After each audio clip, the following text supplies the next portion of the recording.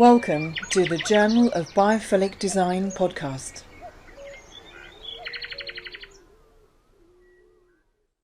Well, many thanks for joining us on the Journal of Biophilic Design today. We're actually media sponsors for a new event, the NetZero Workplace, which is taking place on the 7th of July, 2022, at the Cavendish Conference Centre in London, and it's followed by Drink Social. So if you're in London on that day, I suggest you come along, great networking, and there's a great programme in the event. And I'm really thrilled to be joined by two people who are going to be appearing at the event. They're from Emcor. Going to be speaking about responsible consumption in the workplace at the event. I'm joined, as you're going to look at the screen, Jeremy Campbell is on the left. He's Executive Marketing Director and Business Development for Emcor. And Ian Baker, who is on the right, as you look at the screen, is Head of Workplace for Emcor UK. So many thanks, first of all, for joining me. Thank you for inviting us, Vanessa. We're really looking forward to having a discussion on this session with you. I'm looking forward to the conference on the 7th of July. So folks, if you want to come along to that, I think it'll be a really great, informative day. And of course, a nice little drinks reception later in the evening, Vanessa. Lovely. That's great. So I'll put links on the journal of biophilicdesign.com and also on the YouTube channel and also on all the RSS feeds. So people do please click through and sign up. Well, before we go anywhere, really, maybe you could sort of tell us a little bit about yourselves, sort of the company you work for and what you do, and a little bit about what Emcor does, if that's possible. Sure, Ian.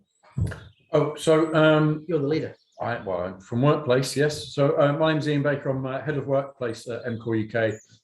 So Emcor UK are predominantly a facilities management company, which Jeremy will probably go through a little bit more detail in a minute.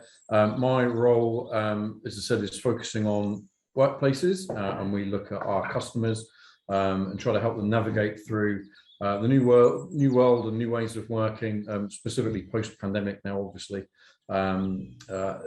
creating high-performance workplaces that support people do their best work, focusing on people, planet, and productivity. Fantastic. Can I go into a deeper? Yeah, sure. So I'm Jeremy Campbell. As Vanessa introduced me, I look after the company's marketing and business development activities. So basically my job is relationship building. I like to be looking at insight as well about what's shaping and changing both our industry and how we can create really vibrant and cool workplaces of the future where people feel, feel they can be the best they can possibly be, that they feel stimulated and invigorated to do great things, to learn and develop and to be the best they possibly can be. And the most important thing is that we create workplaces that are future-proof and sustainable for our future, not just for ourselves, but for future generations. You asked Vanessa what we do as an organisation and as a business. It's always a challenge for me to be very brief, but I will try to be. As Ian said, we're a facilities management business. If folks out there on the wires don't know what one of those is, we provide 5 solutions. We provide facility services to the built environment. So basically, anything you see in a building, mechanical, electrical maintenance, air conditioning, fire suppressant systems, air conditioning systems, lift and maintenance systems, for example, work with the kind of company that will come along and maintain those and make sure they work and they operate, as well as providing all things like cleaning services, hygienic services, grounds maintenance services, horticultural services, Biophilic to some extent inside the built environment, and catering, hospitality, concierge, so a whole range of services. We also provide project solutions, so we'll do refurbishment work to buildings, swap out assets, particularly ones that are no longer performing particularly well, or maybe they're using too much energy and they're no longer fitting with our view of what the world needs to look like in the future. We do asset maintenance services, so we brought a lot of technology into the marketplace. So we do what we call sensorizing assets. So we look at how they're performing under different conditions so that we can optimize the performance of those assets, make them more efficient, more effective, use less CO2. Big thing for us to talk to you about today. And the last couple of things we do is Ian heads up our workplace transformational team. That's about creating workplaces that are vibrant for people to go and work in. One of the big things we're seeing now, Vanessa, is this great resignation of folks that want to go and work somewhere else because the workplaces they've been working in for years are not commensurate with their requirements and needs. So the things that Ian does is create great places that are designed extremely well, designed ergonomically and efficiently and economically particularly well as well. And then the final piece is we do energy solutions. So we help our clients and customers use energy more wisely, use less of it, think about the circular economy, so renew, recycle, change, that kind of stuff. So that's really, for the folks, that's what we kind of do. That's a facilities management company in a minute or two. Well, I've actually seen you present before, Ian, particularly when you've done case studies on the sort of difference you've made. So I can vouch, not firsthand, obviously, because I've not been working in those offices, but I've seen all the sort of stats and the sort of spreadsheet stuff, and then obviously the beautiful presentations that you've given, actually different workplace trends actually as well. So so I'm looking forward to finding out a little bit more. I think I'm just going to go straight to the nitty gritty. How worried are you about climate change, the pair of you? Obviously we've had the IPCC report that we're not hitting the targets, and it's not quite scary, it's very scary actually. We're all doing what we can. Are your work colleagues and that worried as well? I mean, what's your feeling on that? Just to kind of so we can set the scene where your hearts are. Well, I mean, really worried, personally, really worried, and more so over the last 2 years than, well, maybe even the last 6 years, actually, seeing as that's how old my daughter is. So I have a 6-year-old daughter, and I'm looking at her and thinking about the way that we're going to leave them a damaged planet. They've just started talking about it in school. So she came home the other day and was talking about how we need to turn the lights off to save the ocean. And which is good. It's good. I was really quite impressed, but at the same time, I'm thinking she's 6. She's going to start worrying about this stuff soon, and that makes me feel like we're already failing. That we've already failed. So yeah, really worried. I've been involved and interested in sustainability since college, which was quite a long time ago. I used to get a free magazine sent through about renewables and the rise of wind generated power and stuff back in the early 2000s. So that's going to age me. And I think with the pandemic and a lot more focus on what's going on with the rise of 1.5 degrees, etc. It's very much a now or never moment for me. Well, what is it? The turning point here, isn't it? It's do or die, isn't it? There's no plan B, to quote Kofi Annan. There's only one planet Earth. I think if folks out there haven't recognised that massive change is coming, then I think we need to stand up and look at it. The IPCC report is pretty damning, isn't it? Yeah. To use your words, Vanessa, it is really, really scary. If I think about the one stat in there that really frightens me, we're at 1.2 degrees sea rise now. Yeah. And already by 2040, there's likely to be between 32 and 132 million people that will be facing extreme poverty. So climate change is not just about rising sea levels that are going to cause massive impact or losing major ecosystems of life on land and life in the sea through pollution. It's not just about major droughts and major heat waves and fires and the polar caps melting and polar bears going. It's the reality is for us as a species. I guess if we don't do something, there ain't going to be any future generations. Beyond 2100, and I know it's not going to impact us because we're not going to be here, but we have a moral obligation as business leaders to solve these problems today, whatever that takes.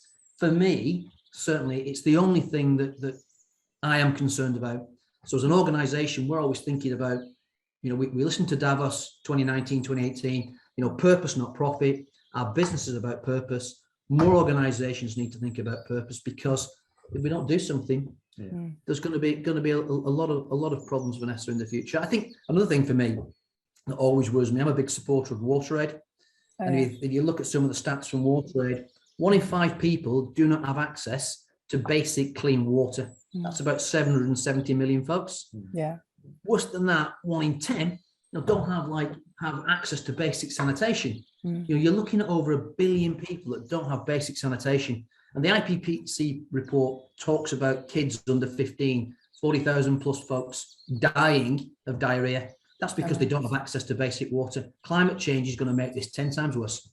Yeah, absolutely. There's also security issues and everything. There's sort of migration. There's people, as homes go underwater and all this kind of thing. There's so many different issues, isn't there? As you said, it's not just you know, just the obvious. There's all the knock-on effect. There's the security, the economic, the health impacts, and everything. So, obviously, you mentioned companies, you know, really needing to, you know, getting on board, and you as a company are really doing stuff.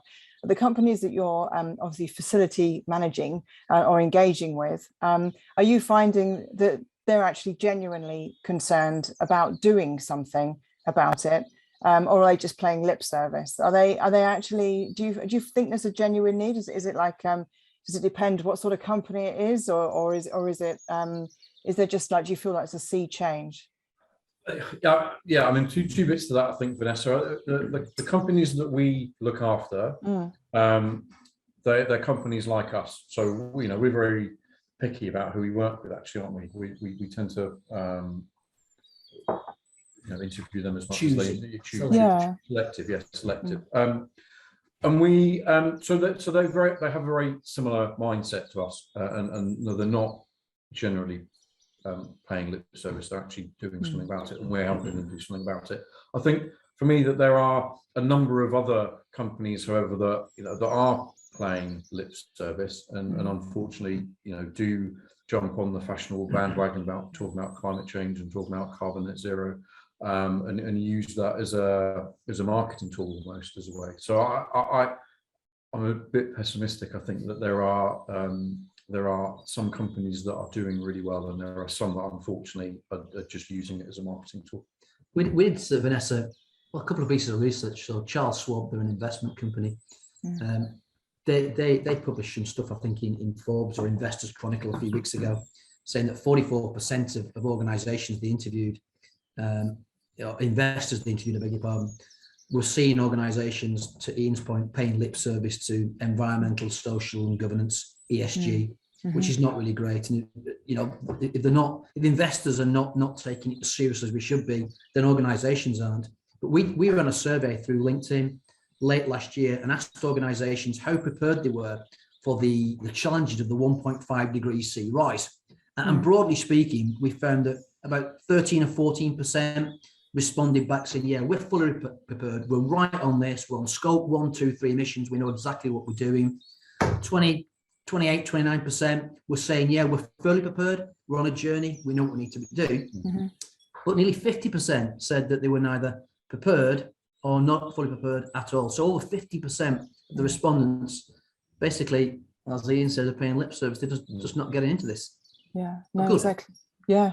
Do you really think that the workplace can make an impact on the net zero? Do you really think they can? I mean, obviously, obviously, I know you do, but I mean, and your talk is obviously responsible consumption, and what does that mean exactly? So, you know. Yeah. So I mean, we adopted some of the UN Sustainable Development Goals, and one of them was responsible consumption. I'm not sure that's one that we've chosen. Sorry, it is one. And that speaks to how we responsibly consume natural resources, specifically, you know, and the circular economy, as Jeremy was talking about. But I also think that there's an element now. The pandemic has given us a huge opportunity to really look at how we use buildings. I think I was presenting at an IWFM conference last year where someone was asking the question, are we trapped by buildings? And I was saying that we were heading towards being trapped by buildings before the pandemic, because we were using them blindly, and we were just using them, you know, through evolution. It's what we do. It's, you know, we go to work 5 days a week. Buildings are there. That's what happens. And I think that we're now in a position where, thinking about workplaces specifically, that we can choose to responsibly consume workplaces, or we can choose to responsibly consume buildings. We need to have more of an idea about why we're using spaces, why we're using buildings, and manage them accordingly, so that we're not just having floors and of you know, empty space that's being heated and lit for no reason. So that's kind of what I'll be talking about at Workplace Trends, and that's how I feel that specifically workplace can help kind of you know, manage the amount of space that we use and how we use it. There's another dynamic to that, I think, as well. Yeah. What do you think? Yeah. But you know, broadly speaking, you know, 40% of our costs as a nation are going up in buildings. Yeah. Not construction, but you know, the consumption aspect of a building. Yeah. It's electricity, it's gas, it's water, it's utilities. All the things I mentioned before, all those assets need servicing, all those buildings need people to come in and do things. So even if it's just basic, you know, basic cleaning and hygienic services, looking at the products that are being used to clean the building and service the building, making sure the supply chain is also ensuring that that supply chain is carbon neutral.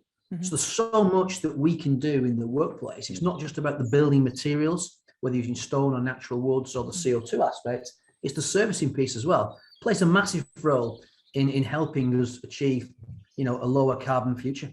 Yeah. Yeah. I mean, there's a statistic, isn't there, that I think it's the UK Green Building Council has said that 25% of the UK greenhouse emissions come from the built environment. Yeah. If you add in transport, that jumps to 42%. So that's people driving to and from these buildings.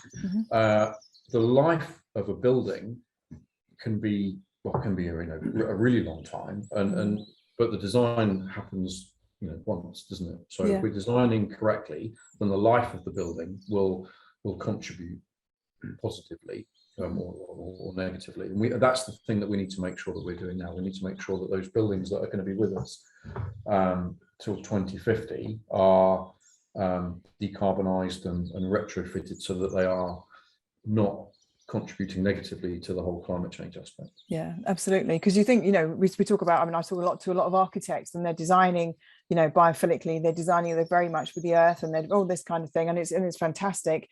But what about those buildings that are already existing, or, you know, the ones that are being built but not really with that kind of, it's like you say, it's you don't really realize it's that impact, that every day to day, that sort of quotidian kind of usage of a space, isn't it? You know, how you can make a difference. Yeah, you know, we did a presentation in September last year, and I was slightly contentiously said that the solution isn't in new building, isn't in architecture, and we all get really excited about these buildings, you know, these new buildings that are designed to be, you know, really, really green, and that is really lovely, but actually they represent just such a small percentage of the built environment, and unless everybody adopts those practices, or that those practices can then be retrofitted into an existing stock, it's a nice thing to see, but it doesn't really help the bigger picture. That's right. I think Ian was telling me about buildings that are designed now for natural light. So they've got these huge, big 200 feet atriums, beautiful for natural light coming in, radiating natural heat, which again is reducing some of your onward maintenance costs. But actually, how much do you think it costs to actually get up and clean the windows? Yeah, you know, no one's thinking about that when we're designing. There's a cost associated with the machinery to get up there. There's a health and safety hazard. There's the materials to do that as well. For all those windows, it's the same putting the PVC panels on roofs. Yeah. There's a big cost associated with cleaning those, and if they're not clean, they don't work. Yeah, that's true. Which we've got to take that holistic whole life cycle view in the design process. Yeah, so everybody sat down together and actually came up with like a blueprint of, like, you know, well, if you got this, then this has to be this height and this thing, or how it can be costed or something, like a little package, like a little takeaway that everybody could just do. It would be amazing. But that's why they need people like you, isn't it, to kind of go, right, okay, we need this is what you need to do. And talking of that, what sort of first step should companies do if they're going to have to retrofit? And let's be honest, as you just mentioned, you know, there's a lot of companies that are not being able to have a swanky new building designed for them and like just up sticks and just, you know, move somewhere else. They are actually having to deal with their carbon emissions where they are. I mean, I was obviously just been in the hospital just now, and you're just looking at it and you think, where would you even start to try and retrofit? Or, you know, if you're even the head of the facilities management in a location, where do you start? What do you do? Do you sort of monitor? Do you what would you do apart from getting you guys in? I mean, what would you do? And what's the first thing you have to do? You know, for me, the first thing that everybody needs to do is acknowledge that there's a problem, and step one, acknowledge that there's a problem. And I was going to say, when I read the question earlier today, the second thing is measurement. But just thinking about it whilst you asked it, there's a real problem that we've got, that it depends on the building ownership and the way that property works in the UK, or a lot of offices work in the UK. You've got the landlord, the real estate people, the users, the FM people that manage it, and everybody's got a different reason to be there. And you go around the money route, really. The landlord wants to get the best price, the property people want to manage the building for the cheapest.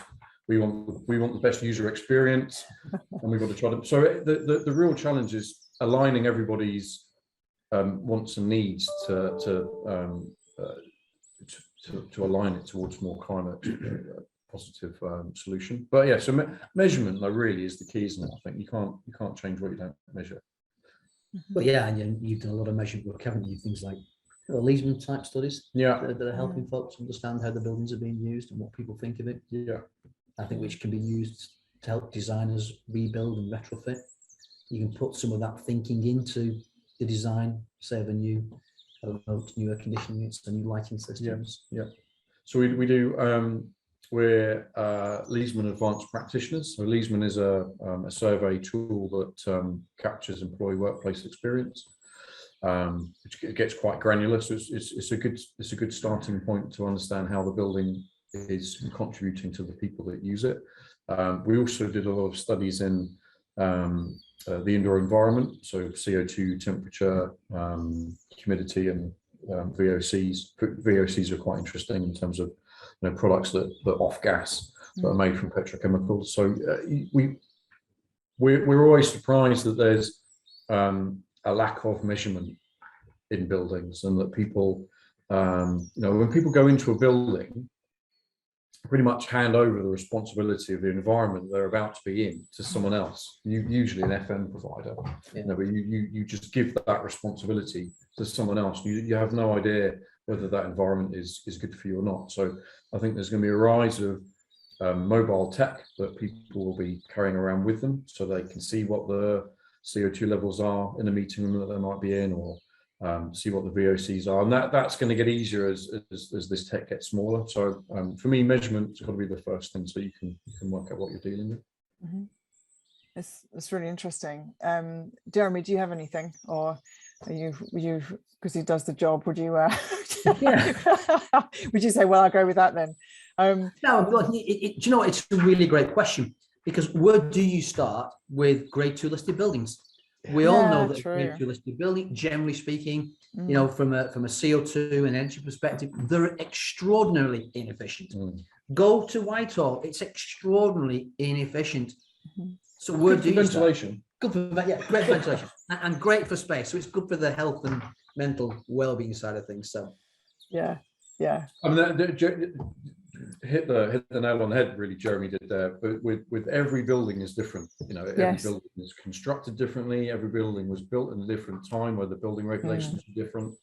I used to be a building surveyor, so when you get into how things were constructed and how you can improve them, it gets really complicated. And every building needs to have a different approach. Can I bring something else into that as well? Because I might be wrong. I think it was 2014, 2015 that organizations, certainly publicly quoted organizations, had to disclose carbon disclosure. The scope 1, scope 2, and I think now scope 3 emissions. Okay. Now that's now coming now to all organizations, and eventually all commercial buildings are going to have an EPC rating as well. What that is going to do, that is going to force organizations to think about that retrofit decision.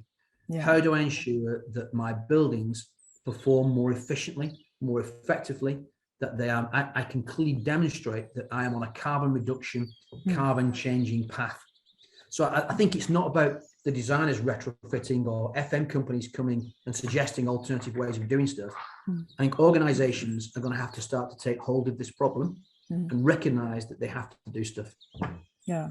Well, this is a Journal of Biophilic Design, and you mentioned, Ian, about the VOCs and sort of the measuring it and stuff, and there'd potentially be apps where people are going to be sitting in a room and realizing, oh my God, there's a load of poisons here that are going down my lungs. Oh, I need to get out of here, which would be really interesting, because it might actually make the users demand change and sort of fixes in those spaces. Obviously, I really believe that biophilic design is one of the sort of key elements in trying to retrofit a space, whether that's through natural airflow, all the different things which you know about, everything from putting plants in to help with VOCs and all this kind of stuff. Do you feel that that biophilic design can help and sort of how so, in which case? Can I just yeah, go for it. Vanessa, I think that's another super point, because I said before to you, we're in this era of the Great Resignation. If the buildings aren't right from a biophilic perspective, if we're not creating environments that are greener in terms of the way they've been put together or they've been retrofitted, is, to your point, if folks are breathing in stuff that's not good for them, or the lighting's not good for them, or the humidity's not good for them, or there's too much CO2 in the atmosphere, they are going to leave. We've got this issue as businesses. How do you attract and retain talent? How do you get people to come and work for you? The buildings have got to now be a destination of choice. So for me, and I'm not an expert by any means in the built environment, but I recognize what good looks like. And for me, good does look like bringing the outside inside. I want to know that the buildings are made of sustainable materials. I want to feel that I'm in a building that makes me feel great, stimulates my own personal feeling of wellness and well-being, and makes me more creative. So that for me is so important. I'm not going to go and work in places anymore, that really just don't make me feel good, that put me down, that make me feel fed up. And where you come out of buildings, haven't you, where your clothes feel grimy and feel dirty. And it's just no good. People are not going to put up with this. They are going to walk away. So organisations have got to do something. Yeah. Do you know what? And Jeremy speaks very passionately, and I always agree with what he says usually. So and that, you don't. No, I do. I'll do it on this case. It reminded me, actually, the question reminded me. I can't remember where I saw it recently, but I know it was from a Desmond Morris book called The Human Zoo, and he was talking about back in the day we used to talk about concrete jungles, and the concrete jungle was a term created where people are overstimulated and overstressed in built up cities. And he was making the case that it's not a concrete jungle, because in the jungle, animals, behave normally. So jungles are good. It's more like a concrete zoo, and that's where we've kind of got to. We've created concrete zoos where bland buildings mean that you're not connected to nature, and you start to behave differently. And we want people to start behaving responsibly and behave like people that care about the planet, then the spaces we occupy need to be reflective of that and need to have that biophilic design in it, so that we're reminded daily, constantly, that we exist not just to consume stuff, but to actually feed back into creating a good planet for everybody and the future generations, as you were talking about earlier.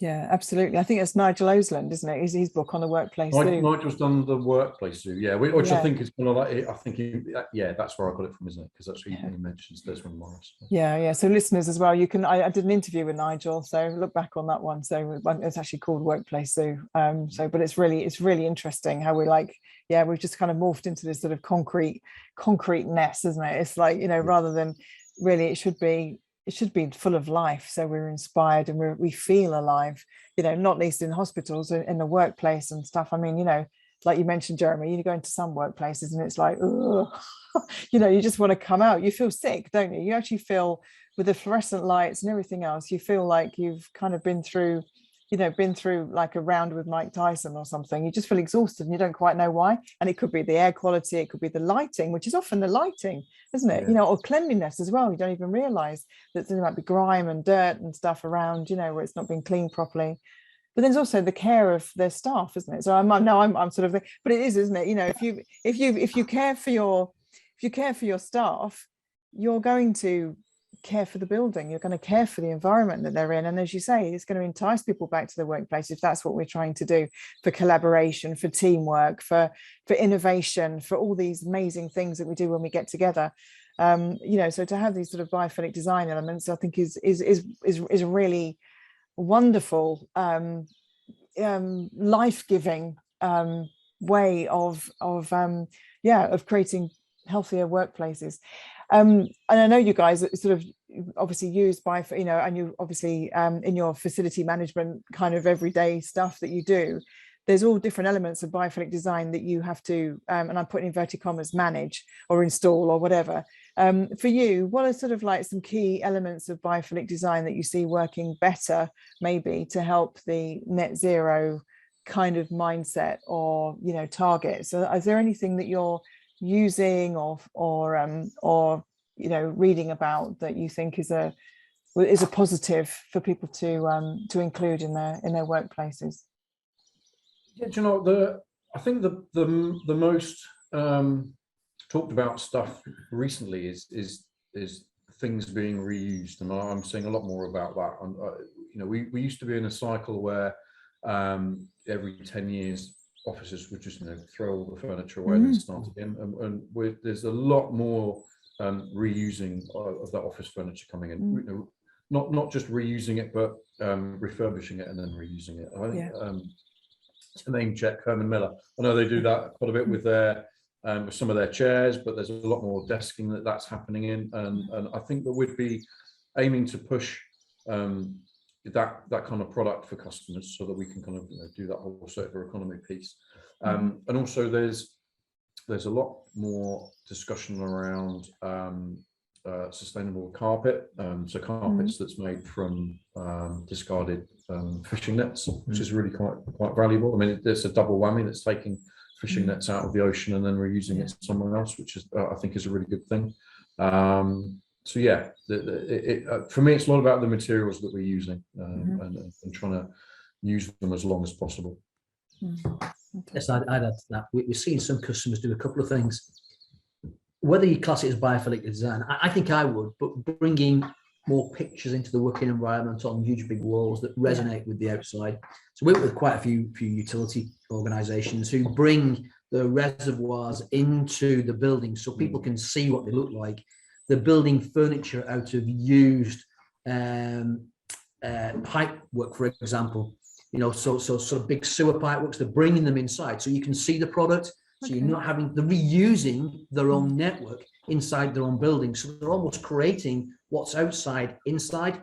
And then we're seeing some organizations that they're incubating plants and trees for Plant a Tree for Life, which you probably heard of that particular charity, bringing it inside. So creating gardens inside the working environment where people are being given time to nurture those gardens before taking them and planting them back into the local forest to put back into the earth. So I think we're seeing some nice little practical small steps. And of course, when people see that more green element, and I know it's all about the green element, it does stimulate well-being. It does make, green's our favorite color. We like to be outside. We want to be outside. We came from the outside.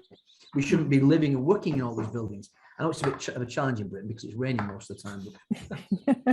So I get that, but maybe we'll start to see some of these buildings that become more open plan. They'll open the roofs up and we can feel the rain while we're doing that, sitting on our desk. But like I think it's that kind of disruptive thinking that we really need. Yeah, we're trying to solve tomorrow's problems with the optics of today. We've got to change that. We've got to think about a different way. We have to find a different way. Yeah, do you know, and that's interesting that you said about having the rain come in. I mean, that's my point about thinking about how we use buildings in a different way. You use the building for a purpose. If Jeremy and I would have a better meeting walking around, we're in Surbiton today, if we're walking around the park, why don't we do that? That would be a better thing to do rather than sit in a sterile box, which we're kind of in. Yeah, but they've also proven, haven't they, that if you're walking outside in nature, you have your problem solving. It helps you, problem solve, and if you're really stressed, it helps reduce your stress. And we know the cortisol levels come down. So actually, we know psychologically and physically, it has a positive impact on us. So I suppose from that point of view as well, in the whole kind of like climate change, protecting the environment, loving nature, planting trees, kind of mindset that we all need to be in. I genuinely feel, and I think I've said I'm not quite at sort of hiding this, but I really feel that biophilic design, when implemented in the workplace, particularly with plants and natural materials, and as you said, Jeremy, with beautiful imagery and virtual nature walls and all this kind of stuff, where you've got this constant reminder. It's almost like it's in a nudge. It's a nudge. We talk about the sort of nudge side of things, don't we, in psychology, so that people, their behaviors change. And I really feel that biophilic design is a key to that, because if we're surrounded, like me, I'm surrounded by nature and sort of natural materials and wood, and we know wood grain is really good for our brains as well. For instance, we know we focus better, all these different aspects. I think if we're constantly surrounded by it, just by default, when we go home or when we go out, we're just not going to pick up and we're not going to throw the rubbish away. We're not going to maybe use so much plastic. We're going to make a different choices. I mean, do you agree with that, or do you think it's completely potty? The other thing you missed there, I think, for me, was bringing sound into the workplace as well.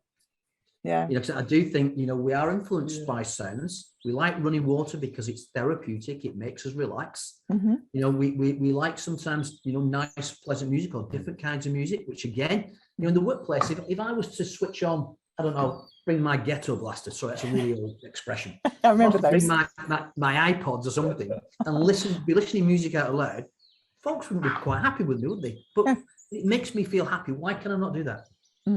Choice. It's choice, isn't it? Because you like death metal. Yeah. I do. It does. I do. Yes, it's a bit loud. There's a big reason there. If it was Fleetwood Mac, it would be fine. Stimulates my way. You know, I mean, I agree with you all on the awareness front. I think that we need to be made more constantly aware of why we're here, and the fact that every action we do will either have a positive or negative reaction to the climate, and I think that bringing all that nature and biophilic design into the spaces that we're spending a lot of time in can only really be a good thing. And how we do that, I mean, we always struggle to get customers to get planting in. We always put it in our scheme. It's always one of the things we put in there, but you know, we do, it's a constant battle to get them to put it in, and I think it's always been a bit of a battle, or at least we were talking about a scheme that Jeremy was involved in quite a few years ago that was constructed and designed with a lot of planting in it, and then it was great. I think I've never seen pictures of it, but it was great. It was great. Yeah. and then cost cutting, the plants were taken out and then they were replaced with plastic plants, and then the plastic plants got covered in dust, so then they were taken out, and then it was. No, this is going over 20 years, but now it's going back in again. The conversations have come back round again, so that the planting, we've put the planting back in, and it's a really good thing. And I think that as much as we're not necessarily experts in biophilic design or even sustainability or climate change, we're using our voices and our platform to keep on pushing that message, because we need to get that message out to absolutely everybody. Yeah, absolutely. I mean, planting, I mean, like you say, I mean, it's always, people think of, oh, it's plants, it's all fluffy. It's like, oh, it's like just, it's like just making it all pretty. That's all it is. Without realizing, actually, there's so many essential good things for our brains, from our psychology. If we can kind of wheel out all these facts and figures, that how it helps our creativity, productivity, reduces absenteeism, presenteeism, all this stuff, where people just, and then also, but if you put a plant on somebody's desk, you give them responsibility to look after it. Something really simple like a crassula or mother-in-law's tongue, or you know what I mean, where they can't kill it, but it's going to give them, it's going to inspire. You can't kill those. You can't kill this. You can't kill the mother-in-law's tongue. Naturally you can't kill them anyway. But then we're not going to go there. But you've got like, there's a study, isn't it? So when you tell people to move their desk, they take the plant with them. And if they're caring for the plant, they're caring for themselves. So it's almost like we have to. Again, it's like giving a toolbox to somebody. It's like saying, well, you're going to reduce your emissions by X amount, or whatever it is, if you put this different air conditioning unit in. They can understand that. It's like mechanical, it's engineering. And if you start saying with the plants, well, we know, we've done the studies, that actually it's going to stop you losing staff. It's actually going to encourage them to come back to the office. It's going to do this. And like you said, the Leesman has done lots of studies on this sort of things. And it's almost like you have to keep banging that drum, don't you? Have to keep banging the facts and figures drum, which I suppose isn't a bad thing. And it's good now the figures are becoming, more, there are more and more figures. And there's quite a lot happening in China, actually, in terms of biophilic design and monitoring as well, which is interesting. Obviously, I know they've got a big issue, haven't they? And they're trying to do as much as they can. But I mean, do you think, have you seen biophilic design in a workplace that you work on?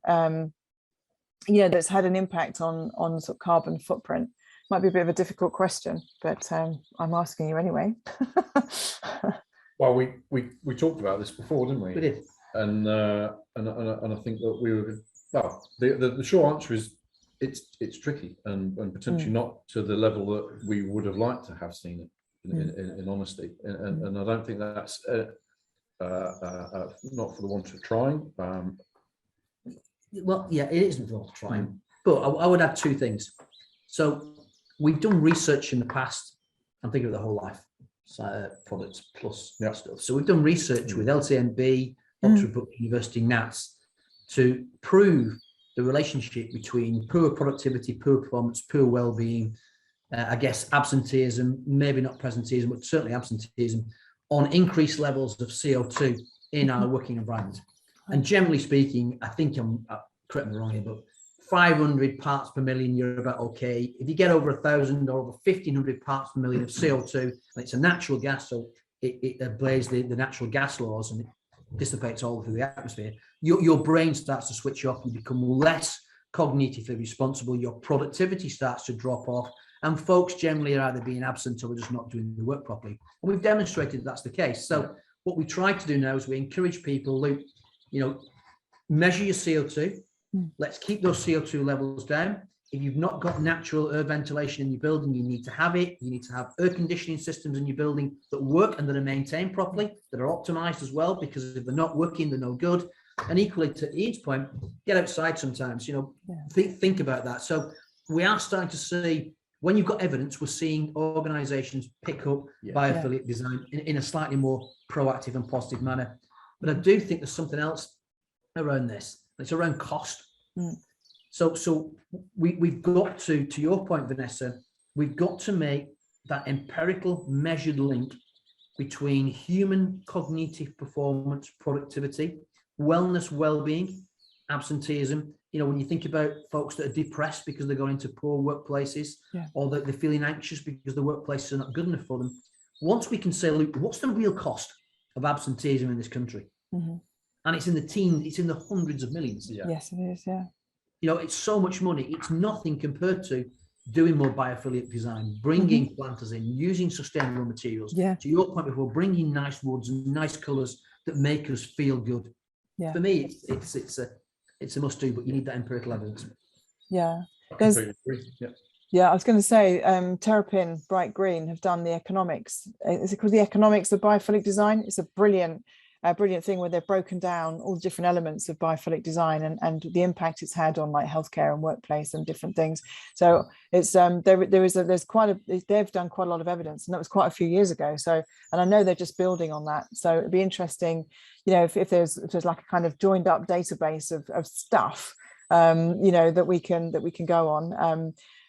So we can pull on. I just for listeners who are listening and for people who are watching this on YouTube and on the Journal of Biophilic Design, there is going to be a printed version of the Journal of Biophilic Design where there's going to be research and discussion and all links and sort of resources as well, and sort of to try and spark this wider communication and support globally, so that we can all put information together. And if someone has, well, I've done that, they can then come forward and say, do you know what, this is a link to the report, so we can all really also I'd like to see a policy change. I'd like to see a policy change where there's biophilic design in every NHS. I'd like to see where biophilic design on nature and sort of sustainability is in every workplace. It's not rocket science, and you just got to switch up your different tables from plastic tables that given off VOC to natural materials. It's not that much difference, and you can also employ local people maybe to actually create it. There's sort of this whole, like you said, Ian, the sort of different 360 economy that we can really sink our teeth into. It's happening on sort of different areas, and I think there is sort of the start of a sea change, and it's really exciting to witness and to sort of see elements of, and the more I'm interviewing people like yourselves, it's very exciting, because I can feel the passion and the genuine belief and knowledge base as well, and witnessing that improving the VOCs and places and biophilic design, etc., really, really has an impact on people. I'm really looking forward to, just to recap, to see you on the 7th of July in 2022, for those who might be listening to this next year, is at the Cavendish Conference Centre in London. It's the NetZero Workplace, and we're media sponsors for it. The Journal of Biophilic Design are media sponsors, so looking forward to seeing you there.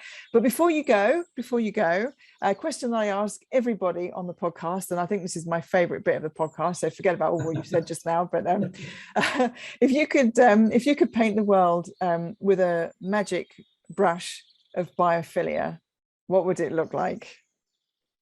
Do you want to go? Somebody go? I would say that maybe, or hopefully, the Journal of Biophilic Design has crowdsourced change all over the world and made us a greener, better, smarter, and more eco-friendly world. Damn, that's really good. I was just going to say, I went to the Eden Project a few years ago, and I was thinking, just from a workplace perspective, just put some desks in there, bit of running water, as you mentioned, bit of running water, some lovely plants to look at, access to some good coffee and some lovely food. That would be great for me. Oh, yeah, with some wine. Not during the working day. Oh, sorry. Thank you for listening to the Journal of Biophilic Design podcast.